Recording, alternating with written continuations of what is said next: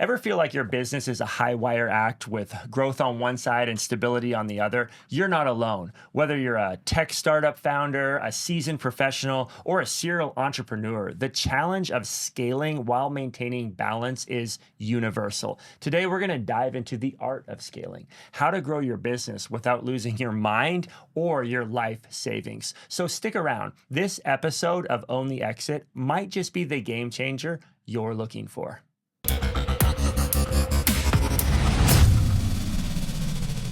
What's up, everyone? Welcome to another episode of Own the Exit. I'm your co-host, Aaron. This is your co-host, Caleb. What's going on, Caleb? What's up, Aaron? Man, I love doing this show. Yeah, this show is fun. We get a lot of different entrepreneurs on here, business owners, consultants, professionals, advisors. I love it. Talking about how to be successful in business while not killing ourselves during the process. That's it. And so on this episode here, we're going to talk about scaling a business. That's an exciting term. It can also be a frightening term or a daunting term and an exhausting term for a lot of people that have tried to do it or have done it wrong. There's an art to it. There's also a science to it.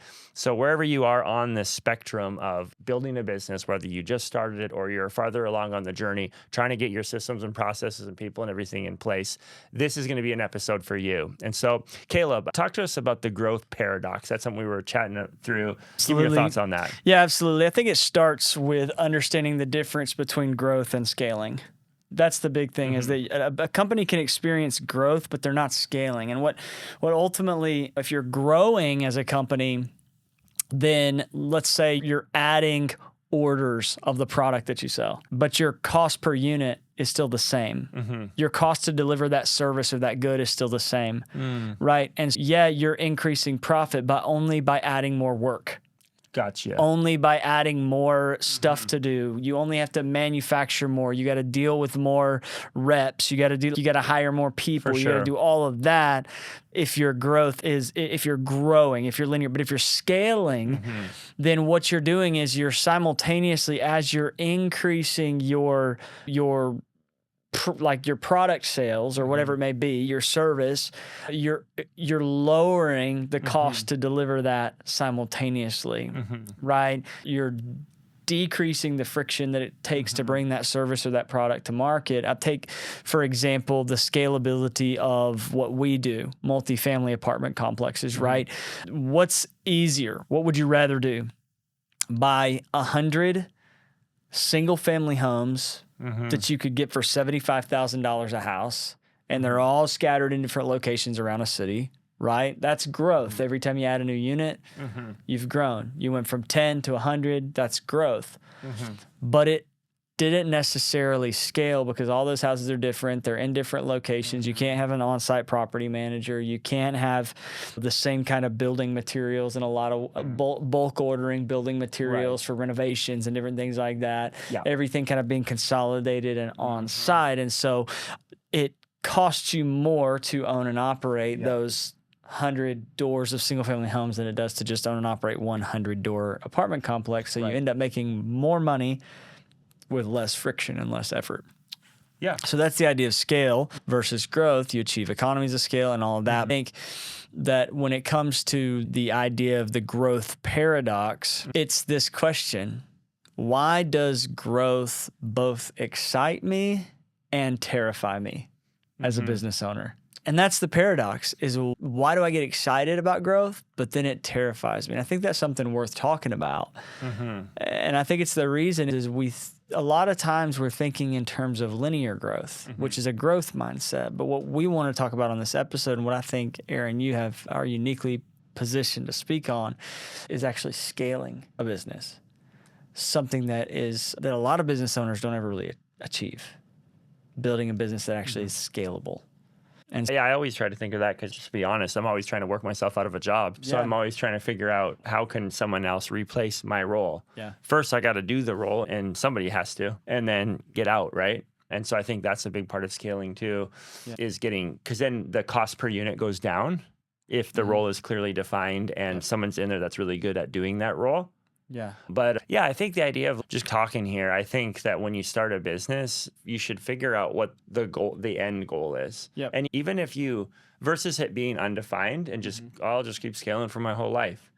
I think it's good to I want to make $1 million in revenue.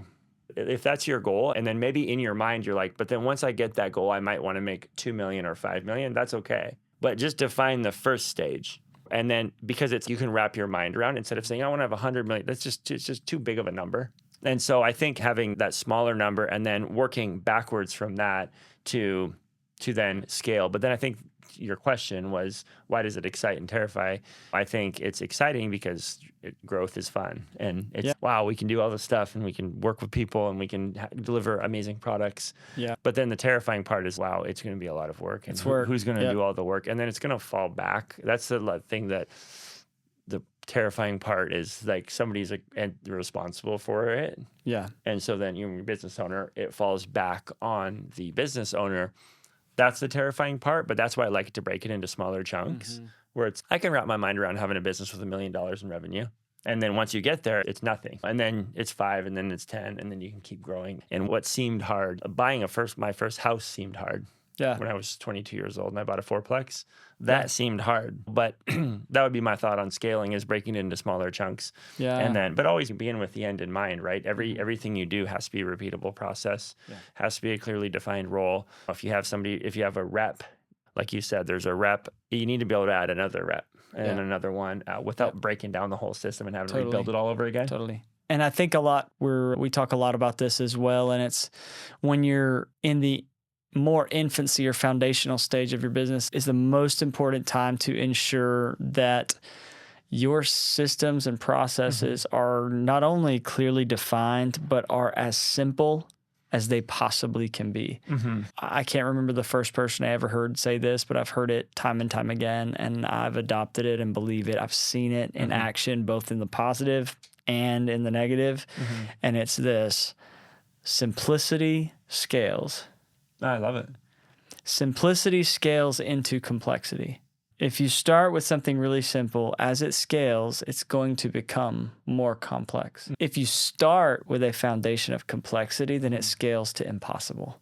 Simplicity scales to complexity, complexity scales to impossible. So if you're doing less than $1 million in revenue a year, and you have systems and processes that are really difficult for people on your team to understand and adapt and be trained to, like, literally think of your business as an investor, right? That every process, like the Warren Buffett idea, if I can't understand this business on one sheet of paper in less than 5 minutes, then I won't invest in it. That's literally because it's the idea, the whole investor mentality that Warren Buffett has had is, I want to buy businesses that are so wonderfully simple that I could pay an idiot to manage it. And then I want to hire wonderfully brilliant people to manage it. And that's his recipe for success. So I think about if you have systems and processes and idea within your company that people can't wrap their head around, then you're going to cap your ability to scale. So I think starting with the right scalable foundation. Imagine getting to 10 million and then now it's, oh man, now it's even. Because that's, I think part of that is that anxiety or that overwhelm is not knowing that. That's kind of one thing that I've heard is, like, if a business does grow, is it going to be, and in reality, it should be easier. Yeah. Because you should have able to grow it where all the systems are going smoothly and you have a good team and everything. But what if it's like really hard because it's just not working? And then, so I think that's with the scale. And there's a lot of people, I would say almost most people, most business owners, I can't remember the number, 6 million or something, the number of business owners, they just have, they're just one person or just them usually. Yeah, totally. Because it's just simple. And then that idea of going, oh man, what if I had 10 people? That'd be crazy. I don't want that. So they just stay just themselves. And if that's what they want, then more power to them. Yeah, absolutely. Right? There's no right or wrong way to do it. It's just, what do you want in life? Yeah. What is it? And we talked about it on a previous episode of like how important it is to clearly define what it is that you want and then build towards that, not build towards some idealistic end of, I've got to achieve $100 million exit. It's, do you need to achieve $100 million exit to achieve what you want in life? I don't know. What do you want? That kind of thing. And I think determining is this business even supposed to scale like that? Because more like scaling a business a lot of times does not mean you make more money. In the immediate, sometimes it means you as the business owner actually make less because you're having to reinvest almost everything back into the business in order to see it scale. And then the hope is that'll pay off in 5 years from now. And so understanding that if you're making enough to like businesses fail in the first 5 years. Yeah. So you got 80% like likelihood of failure and you're burning through your current cash. Yeah. So it's a lot of risk to scale a business. So if you're going to do it, you need to do it right. Yeah. And I think the first step is, like we've talked about, is having the right foundation of systems, processes, and people. And then a process for hiring and retaining the right kind of people. I like the idea of hire slow, fire fast. Yeah. It's very common. But a lot of business owners who are looking to scale, they have a need to fill. So that can make it really difficult to hire slow, to go through a long process with someone to determine whether or not they actually fit into the culture of a team. Yeah. You can get really impatient. So talk a little bit about that. I know the way we've done it in our private equity firm is almost everyone that we've hired has almost went through like a part-time or 10-hour week or whatever, like trial phase while they were doing whatever their other thing was, just to see if it worked for a period of time. And then, but that takes a lot of patience to do it that way, because we don't, and there's also other hiring processes. I'm just pointing to that one unique thing that we do is, hey, let's just try this out. I think it's good to do that. Yeah. It's dating. Yeah. You're going to go on a few dates and have a period of getting to know someone right before you have a longer term commitment. Because it can do a disservice, I feel, to the employee too. Because I try to be like collaborative, and like how I work, like we're all on the same team here. Like everyone has different roles, but equal value in what they contribute, because all those pieces are needed. Yeah. And so, I think I try to talk people out of jobs all the time. Like people hit me up twice a month for a job. Yeah. And I try to talk, sometimes it's not the right person. Sometimes you don't have a position available. Yeah. And other times you're like, I'm going to talk you out of this job because it's not going to help you when 2 months down you realize that you didn't have you weren't a good fit.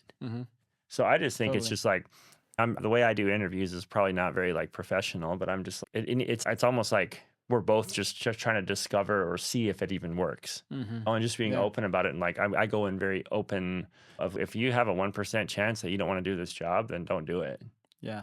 Because I need somebody that's 100% wants to do this and they fit. And I think being a good like person, like a manager who hires people, you have to have good intuition, and you have to like cut through their reasons to really find out who they are and if they're going to be a good fit or not. Yeah. Because they'll tell you they'll be a good fit, and they might be honest, but they don't know. Yeah. You have to know your company, and then you have to like you have to see if they'll be a good fit, you know? So I think you can be good at hiring or bad by just not being good with people, or not being a good judge of character, or not even that they're like bad, but they're just not, they're not right. Everything has to just like sync up, and then you have a good feeling, and then those people just don't leave. Oh, and if they do, then hey, bless them.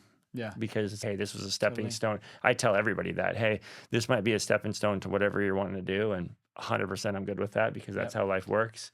And whatever I can do during your short period here, and I hope it's a long period, but if it's short, then you go to the next, how can I help you to do that? And I think it's like the golden rule, do unto others as you would want them to do to you.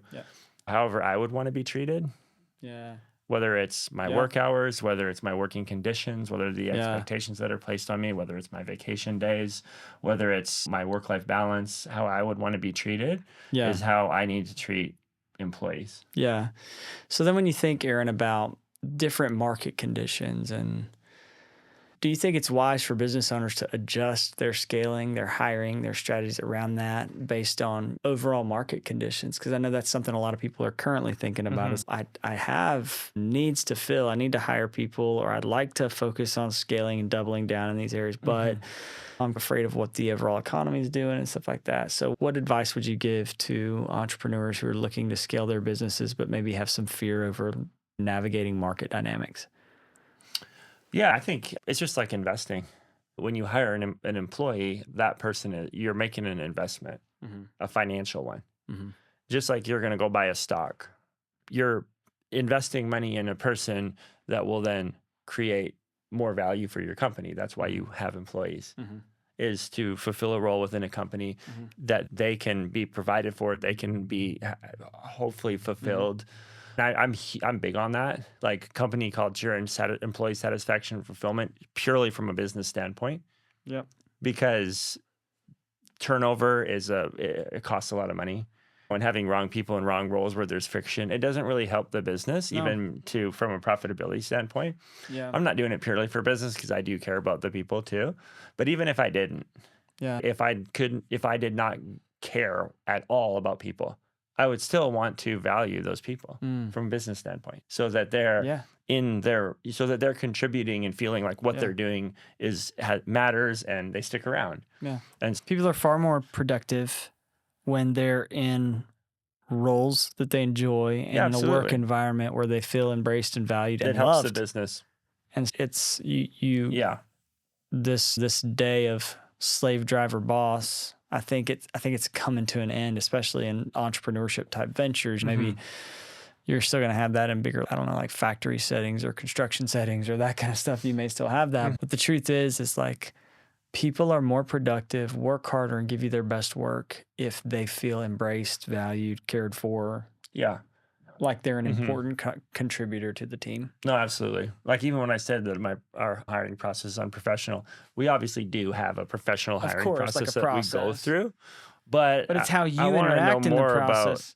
I don't want to just, you check all the boxes. All right, cool. You're the guy. You can go on the chain and do the factory work and do the assembly line because you meet all the boxes. That's not the kind of business we have, and we have a small team. So I want to make sure those people are. Let's get into the relational depth with a person in an interview cycle, which is, like you said, it's like dating. It's like in an interview process, like you're wanting to get to the depth, like of, could I hang out with this person? Are they, not only are they able to do the job, but do they share like the kind of values that I have? Are they really the right fit for this, or am I just setting them up for failure? And it's really thinking a lot about their success and their potential, and really making it about them, because like you said, it's the same as making an investment, right? You're vetting the investment. When you hire an employee, you're making an investment. You want to get a return on that investment. You want to pay them, and then you want their work to produce more back to you than what it costs you to hire them, or else it's not worth it to have them doing it ultimately. Yeah, I always think of right person, right timing. Those are the two points in my mind as I'm trying to scale. Yeah.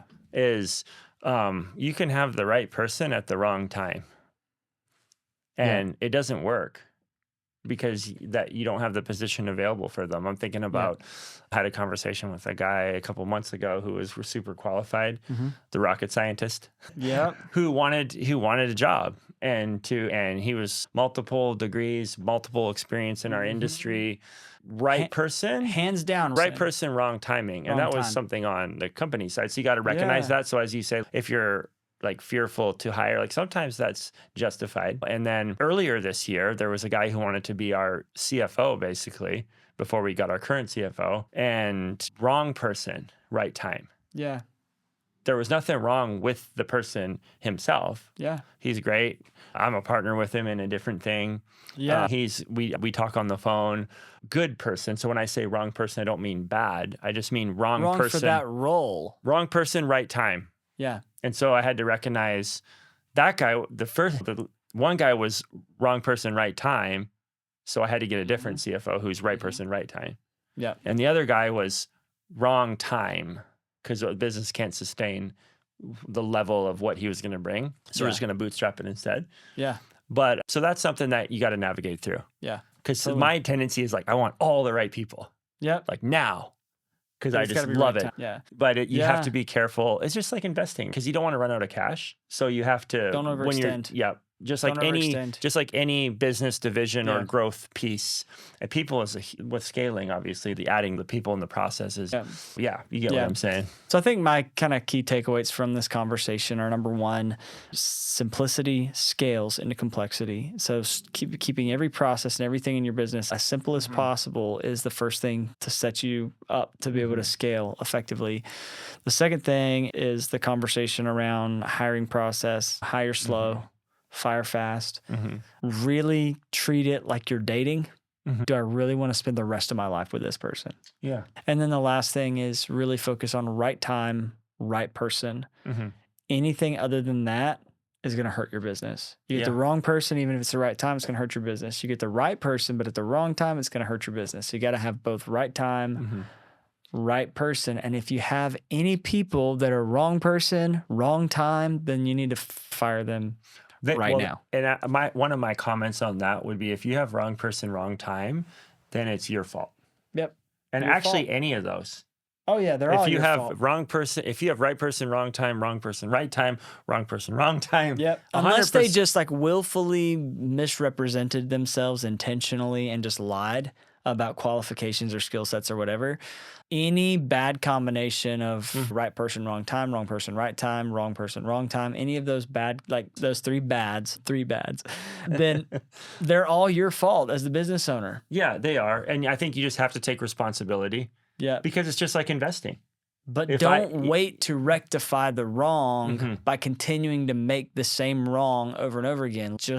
I know it may sound insensitive, but just fire the person. They'll be better off. Yes. You'll be better off as a business owner to get the right person at the right time rather than keep the wrong person at the wrong time. You have to spend a lot of time on knowing the timing. So that's why, as we talked about at the beginning here, if you're going to have a company that's $1 million, maybe you set your goal at $10 million revenue, so it's a longer runway. If you're going to do that, then you've got to work backwards and say, because we've talked about, okay, on this date, we need to get these two people. And we already know about 6 months in the future, we need these two people. And we already know that today. Because, so we know the timing. So if you don't know what you're scaling unto, then you could be off on timing because you don't even know what your goal is. Oh, I'm just going to build a huge business scale. It's like, you got to try harder than that. Define it.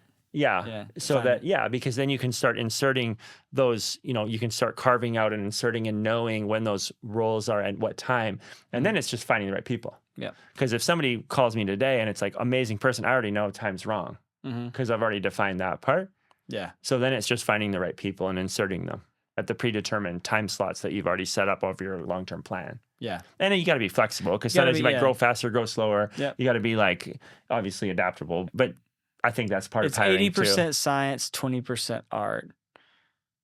Maybe those 50, numbers 50. are, let's say 50-50. Let's just keep it. All right, everybody. Thank you for joining us for another episode of Own the Exit. If this episode has maybe sparked some ideas for you and your own scaling strategy, here's what I want you to do. I want you to take just a moment, identify one area of your business that's holding back your growth. Then I want you to share it in the comments of YouTube, on YouTube or in social media using the hashtag Scale with Purpose. If you're hungry for more insights on building a business that thrives, then I want you to hit that subscribe button. And remember, scaling isn't just about getting bigger, it's about getting better. So go out there and scale with purpose. Thanks again for listening to Own the Exit. Thanks, guys. Have a great day.